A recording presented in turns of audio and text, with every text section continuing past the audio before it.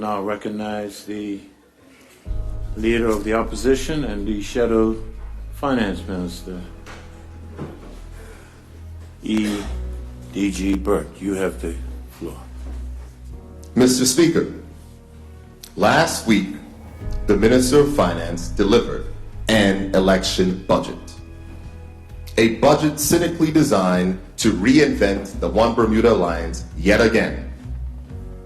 It seems the OBA wants Bermudians to forget what they did in 2013, 2014, 2015, and 2016. It seems they want us to forget about the cuts to scholarships, education, training, the Bermuda College, and programs to assist at-risk youth. They want Bermudians to forget about the $18 million they assured us would be safe, yet went missing, or the tens of millions of dollars they have spent on their friends and families through lucrative and untendered contracts. They want us to forget about the lack of investment in public education and the $30,000 trips to Rio de Janeiro. Mr. Speaker, all I can ask is what happened to that plan?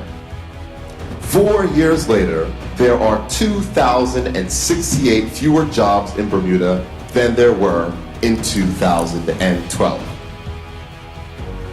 The minister heralded the fact that a decline in jobs stopped last year and there was an increase in the number of people working in 2016. Mr. Speaker, the only increase in jobs has been for non-Bermudians.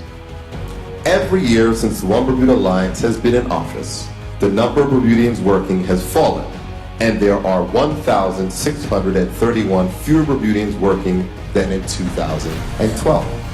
Mr. Speaker, in Bermuda, if you are privileged enough to have inherited wealth-generating passive income, you keep it without taxation. However, if you happen to be born into a family who may not have centuries of wealth or a trust portfolio of mortgage-free real estate to inherit, you pay taxes on your labor income because the only income you have is from your labor.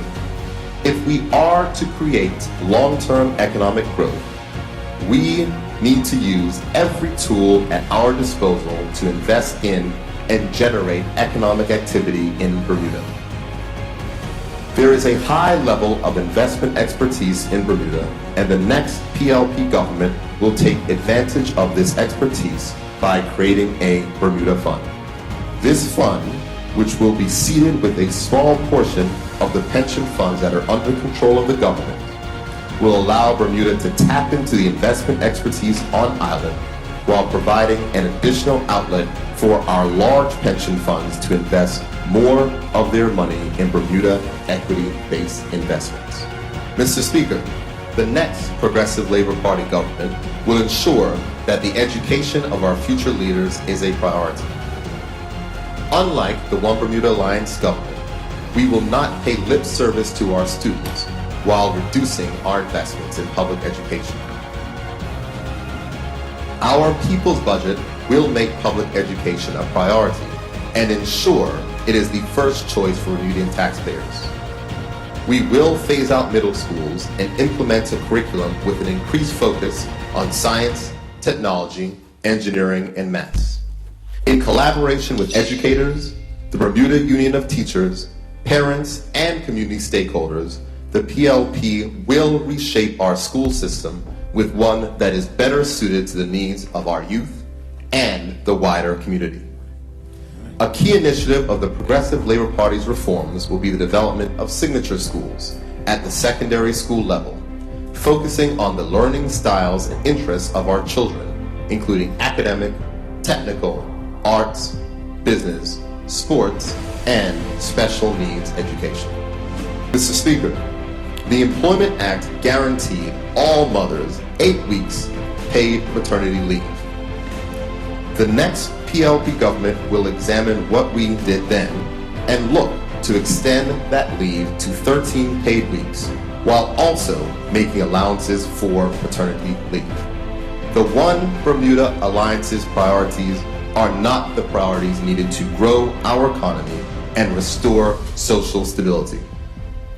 A vision that recognizes that the byproducts of a history of colonialism and structural racism that continue to permeate our society cannot be solved by mere words, but require concrete action. Mr. Speaker, Bermudians are tired of fighting. They are tired of bickering. And they are tired of our division. They do not want an election campaign based on smears, innuendo, and gossip. They want an election campaign based on ideas that inspire the best of Bermuda and engender a sense of unity with optimism for the future. Mr. Speaker, my sacred pledge to the people of Bermuda today is that after 4 years of reflection and growth, the Bermuda Progressive Labor Party is ready to unite our citizens, restore hope, and is ready to lead Bermuda to meet the challenges of a changing world. Thank you, Mr. Speaker.